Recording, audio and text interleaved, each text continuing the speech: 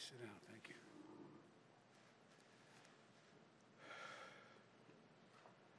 you. You're all going to have a lot of questions, but I want to focus on the issue today, the judiciary, as well as we're talking about the Attorney General's office. And so I'll have plenty of time to ask the questions I know you desperately want to ask about everything from the 25th Amendment on, but I'm not going to speak to that today. I want this to be the issue that we focus on because I think it's so important. Yesterday, in my view, one of the darkest days in the history of our nation. An unprecedented assault on our democracy.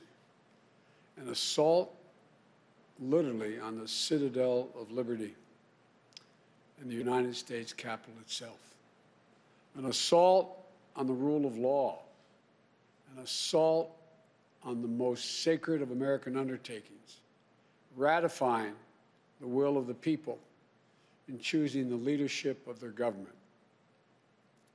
All of us here grieve the loss of life, grieve the desecration of the people's house. But what we witnessed yesterday was not dissent, it was not disorder, it was not protest, it was chaos. They weren't protesters. Don't dare call them protesters. They were a riotous mob, insurrectionists, domestic terrorists. It's that basic, it's that simple. And I wish we could say we couldn't see it coming. But that isn't true. We could see it coming. The past 4 years, we've had a president who's made his contempt for our democracy, our Constitution, the rule of law, clear in everything he has done. He unleashed an all-out assault on our institutions of our democracy from the outset.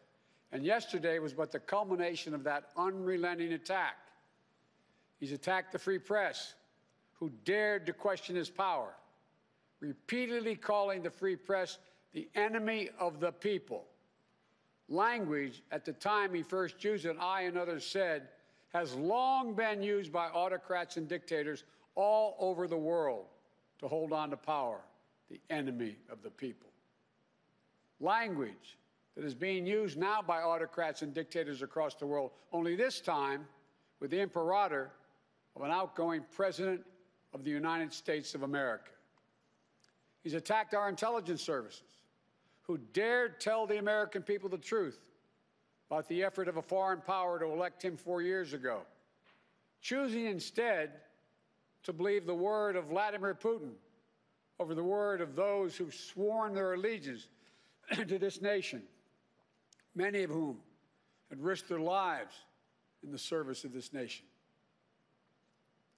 He deployed the United States military, tear-gassing peaceful protesters in pursuit of a photo opportunity in the service of his re-election, even holding the Bible upside down.